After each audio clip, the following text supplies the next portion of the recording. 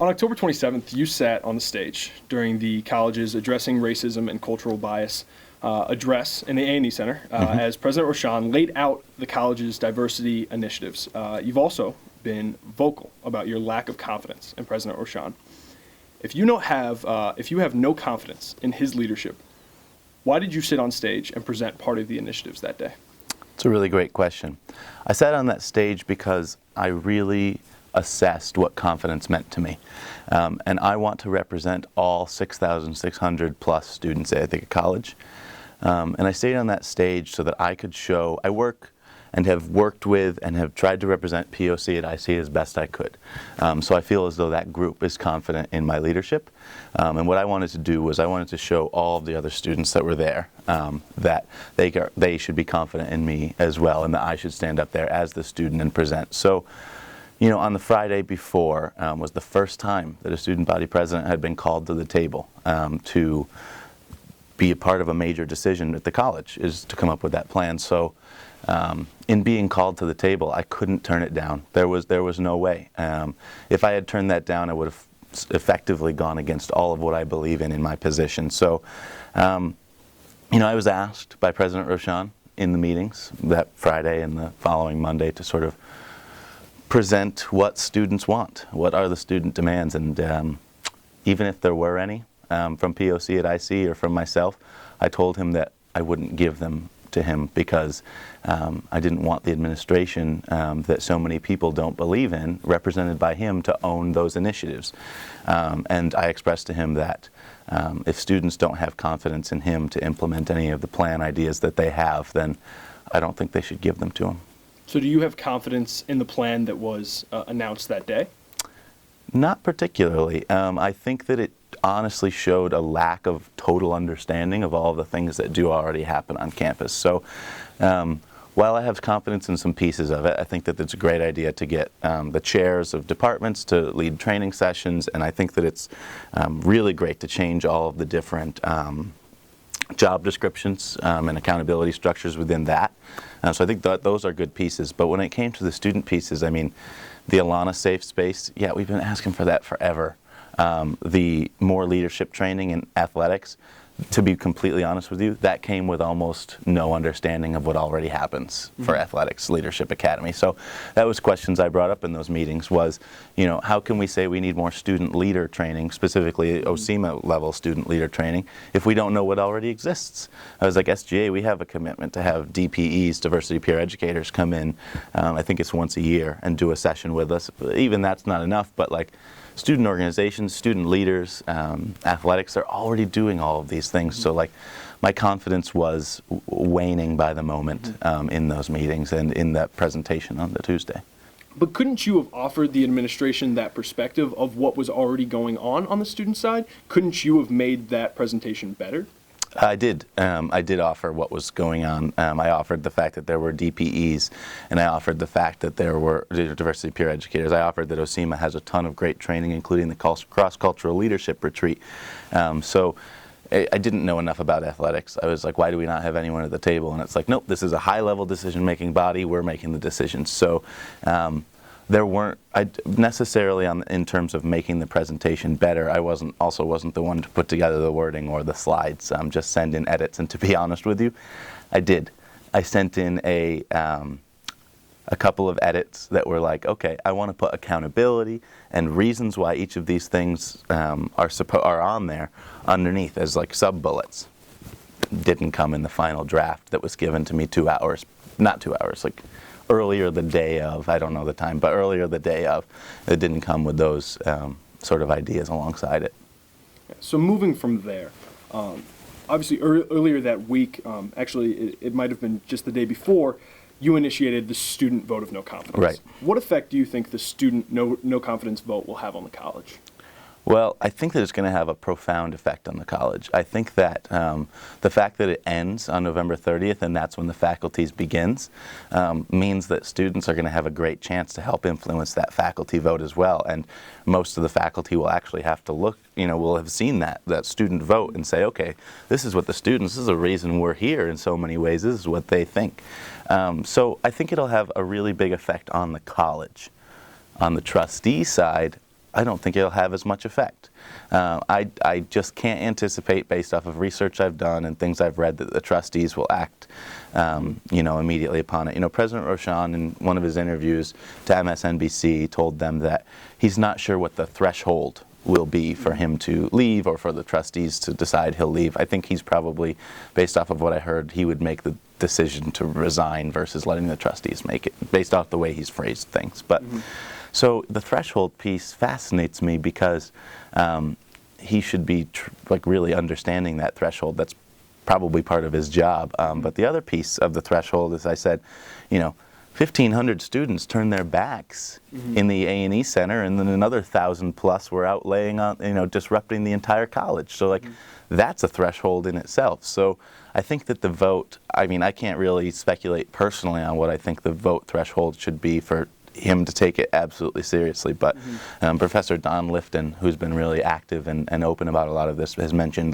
33% even being a really quality threshold, and I agree. I think that would be 33% of the entire the voting student body, the student body members that chose to vote. 33% of them saying that they have no confidence would still be a significant number of. That would be 1 in 3 people not believing that the leader can lead. That's huge. That's really huge. President Rochon has stated very clearly, as you stated earlier, that he isn't going to resign, right. At least at this point.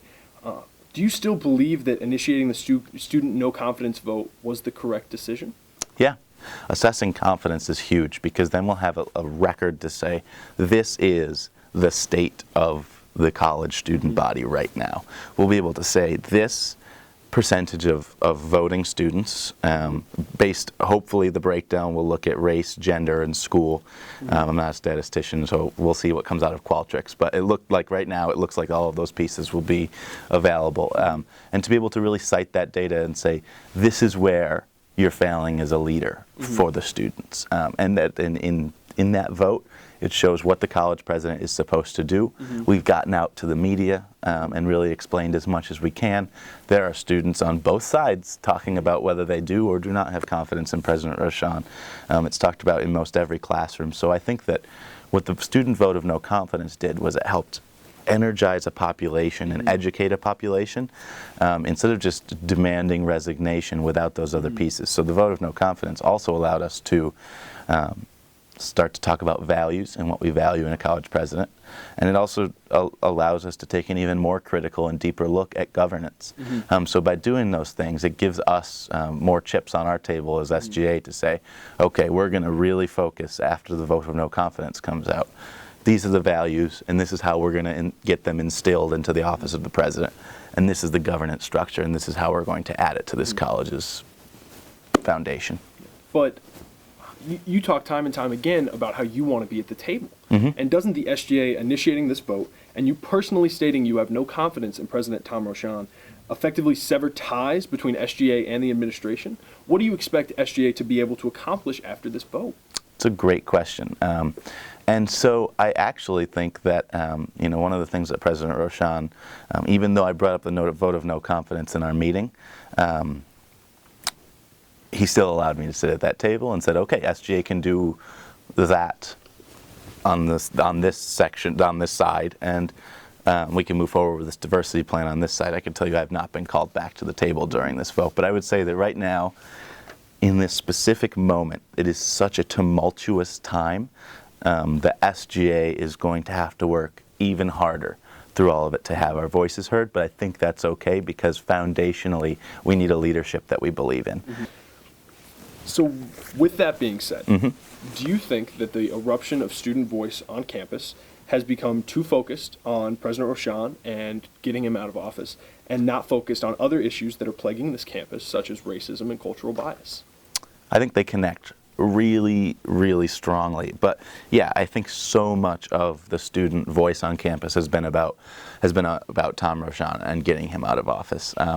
But I think that that comes out of, seriously, the college's lack of a good response on the Blue Sky AEPI RA public safety issues. So I think that they're connected. And while students, myself included publicly, have been very much calling for the ouster of Tom Rochon, I could tell you that sort of behind the scenes, all of those other discussions are still happening. All of those connections are still being made. All of those, initiatives are still being pushed forward.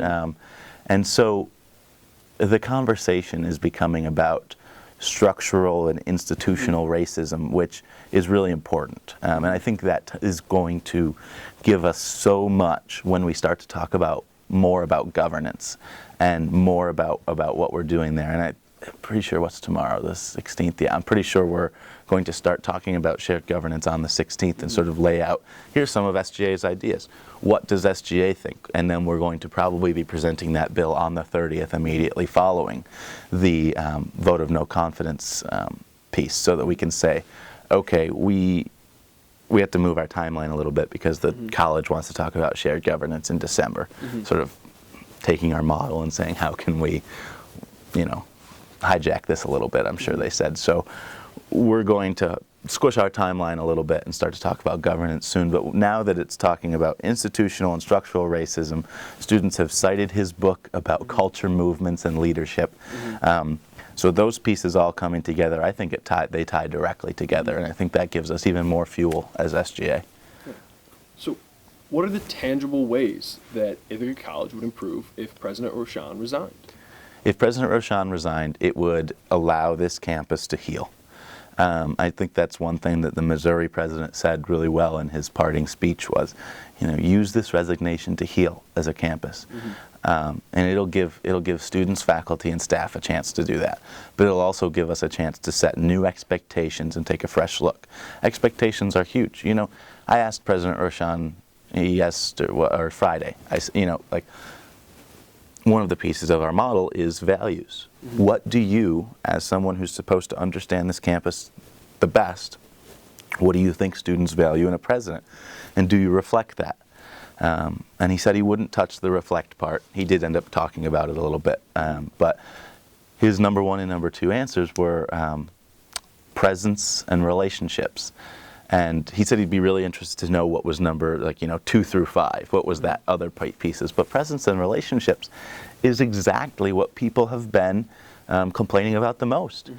Not building good relationships, specifically with students, faculty, and staff of color, or other students, myself and student government included, and presence.